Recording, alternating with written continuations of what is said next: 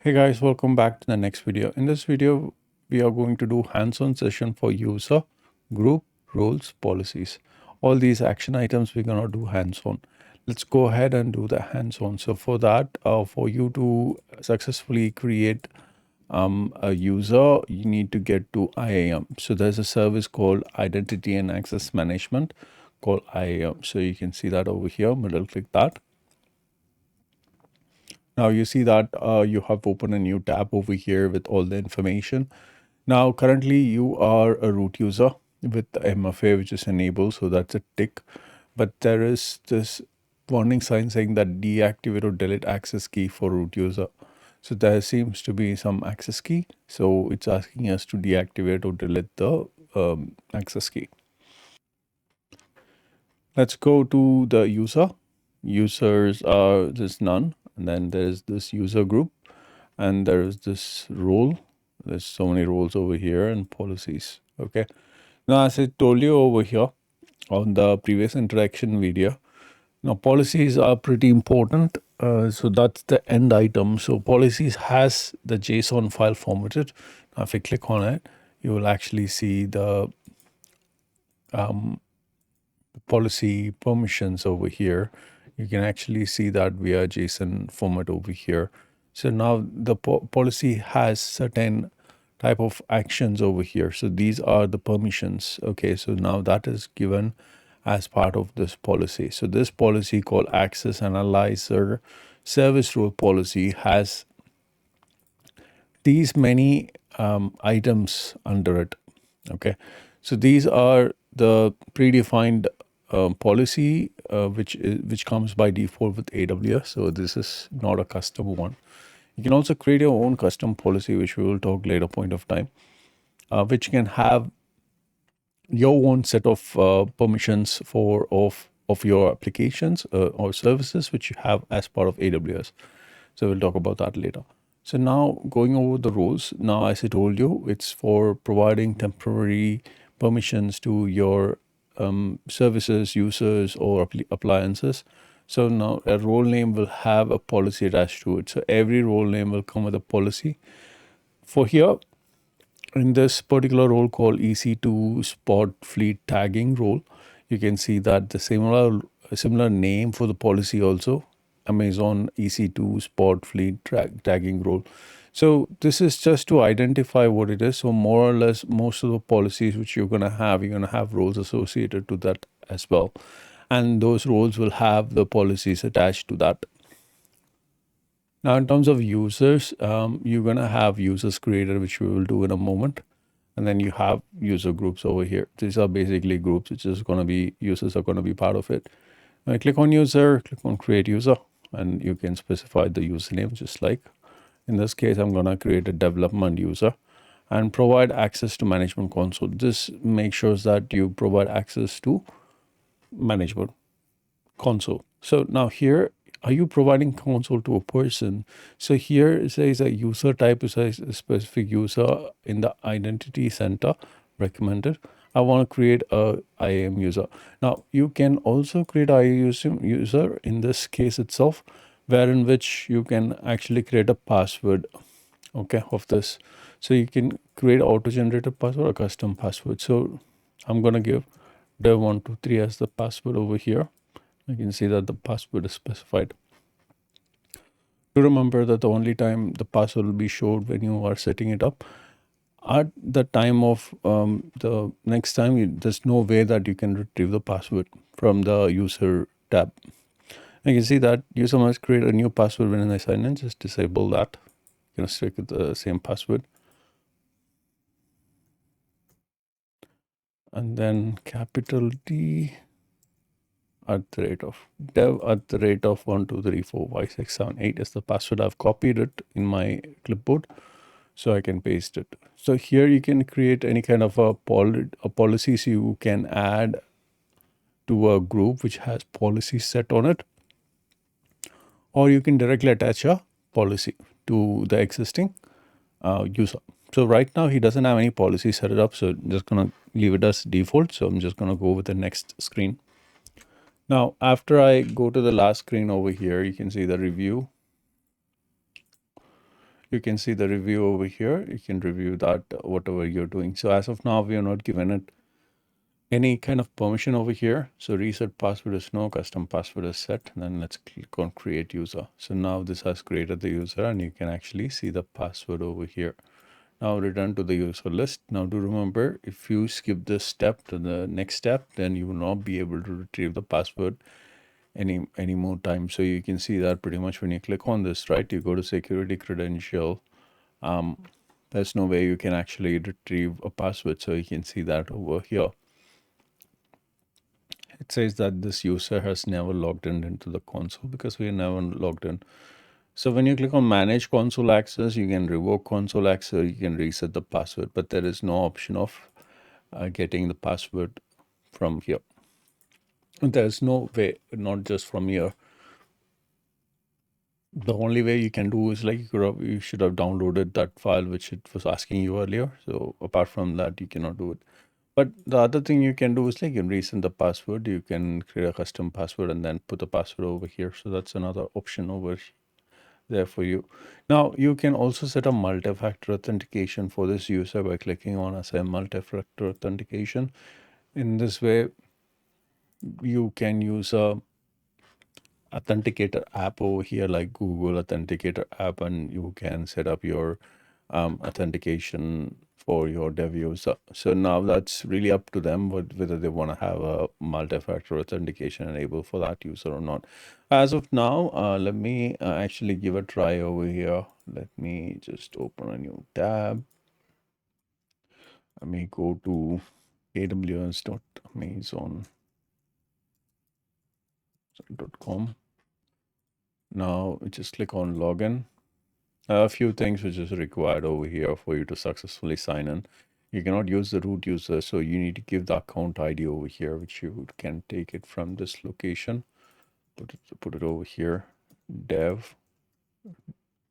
Password is dev at the rate of 1234567 and then just click on sign in, and you should be able to access your AWS console. But do remember, you'll not be able to access anything over here because you've not given any kind of a policies which will let you do anything. You cannot actually successfully create any bucket or something like that. You don't have permission.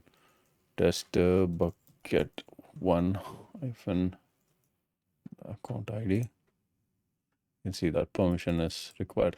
So you cannot do anything over here. Okay, so you can actually look at the console. That's the only thing you can do. But those performance related items, all those cost related items, whatever the EC2 instances you have out there, you'll not be able to see it. Okay, because this is just a dummy user which you have created. So you will not be able to see anything over here. You'll all get like red colors everywhere. Now, how do I give permission? There are two ways you can actually give permission to this user. You can actually assign the permission directly under the permission, under add permission, and then create a add permission over here. We will talk about inline permission later point of time. So you can actually attach the permission from this. So you can give administrative access if you want that administrative access for your this particular user. So it will give you all resource colon all. So I'm sorry, star asterisk, which means that everything, okay, everything in action is star. The action can be everything. So administrator will have exclusive permission on every aspect of your things. But then there is something which is reserved for the root user that even administrator cannot access. So to remember that. Okay, so it's not like you will have like total control as root user. So administrative user is not equal to root user. So root user will be having different privileges. We will talk in the later class, and we'll try to understand that, or how root user is going to be unique when compared to the administrative access. So for the developer, so you need to choose application. So you can select S3. What do you want to do? If he wants to have full access on S3, you can give. So if this developer is towards the S3 administration or tasks around that, if this developer needs EC2 instance as well, so I've selected that option. I've not disabled it. So if I just select EC2, I can give EC2 full access as well. So I can combine multiple roles to the developer and give him that. So if he needs access to Lambda as well,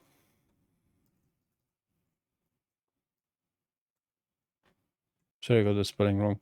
But if I want like Lambda as well, you can actually give a full access to Lambda as well. So I can see that over there. So if this guy is going to be just a analyst, okay, he's just looking for data, then you can give all these options with read-only option. So you have multiple options over here. I mean, not to have a simplified method, yeah. I mean, not to clumsome it or complicate it, because you have access to each segment over here of the resources. Over here, you have Lambda role, replication, MSK, which is your Kafka, and then you have Kinesis. So likewise, you have smaller parts of AWS Lambda service over here, but not to overcomplicate it, just have the full access and read-only access. So you have the options over here which you can pick from. If not, you can actually go back to the group user and you can actually create a group over here. So here I'm going to create a group for developers. Now this group is going to have this particular username I've selected in. And then I'm going to have to search for Lambda full access, EC2 full access, so that they can create service for their JVMs, and then they can have full access on S3 service as well. So they will have access to create buckets and stuff like that because they can put their data in there. So I've created a group. I've added the user while I created the group itself. So now you have the developer user doing all those activities. Let me just refresh this page now. Now you will see that he has limited access over, I'm sorry, full access over EC2 instance. Now you can launch instance. There was no issues. This never popped up before. And when he is trying to create an S3 application over here, it should work for him as well. So previously he was not able to view these items, right? So now you can view that. You can get inside some of the buckets as well to see its content as well. You can also create buckets over here to add some items in here. So likewise, you can do all the options which he was prohibited from earlier. So this is what the users and roles policies is all about. So policies is basically made out of the resources and the actions you can perform for the resources, and that actually defines a service or whoever's trying to access the AWS services. So user is basically a tool. So if I want to create a user for a service, like for example, as I told you on the previous example about OpenShift, right? Now, if you create such a user for OpenShift, so I'm going to create OpenShift service access. So here, do not provide the management console because OpenShift doesn't require management console. So previous versions of the same IAM tool had an option over here where you can select programmatical access, but it says over here, if you are creating for programmatical access, go through access key or specific service credentials. So we have to go through another step. I'll tell you that. So here I have this group over here. I'm not going to go with the group. So now here it was telling me it needs administrative access. It needs access to all the services. It doesn't require root user access. None of the servers would require you to have the root access. So do remember that. Do not give your root access to anyone. Do not create this. I'll tell you how to do that just in a moment. So click on create, and then you see that user created. Now this user is basically an administrative user because it has administrative policy attached to it. Now I'm not making it part of a group because I want to have this like separately from my existing groups which I'm creating for users. So now this particular user called OpenShift service access is for accessing. So now how do I give this username? So now I know the username. what is a password. So I need to give this information to OpenShift right on the other side. This example goes with any third-party application, doesn't have to be about just OpenShift. So now multi-factor authentication, it's not for OpenShift, okay, because that's a second level of authentication for your user. So that's not it. Access key, very important. This is the one. So you can see that use this access key to send programmatical calls to AWS from AWS CLI. So this is the use of it. So when another tool is connecting to AWS, it will actually use the access key over here. So click on create access key. And from here, is it for command line interface? No. Is it for local code? No. It is for running an application on AWS compute service. No, this is not between service to service as well. Like you see that the user can be created for service to service as well, within EC2 service to ECS service or to Lambda service. So third party service, yes. So this is OpenShift, which is a third party service, and I'm selecting third party. There are other options like application running outside AWS, like in your own infrastructure, right? In your own data center, others not listed. So third party service, I understand. So it says it's the best practice to create a temporary access like IAM role rather than long-term access keys and stuff like that. So, but this is much recommended for OpenShift. So tag value and create the key. Now, this is the only time it's going to show you the access key and the access password over here. So these are the two action items which you need. So when you click on done, this is going to be loaded over here.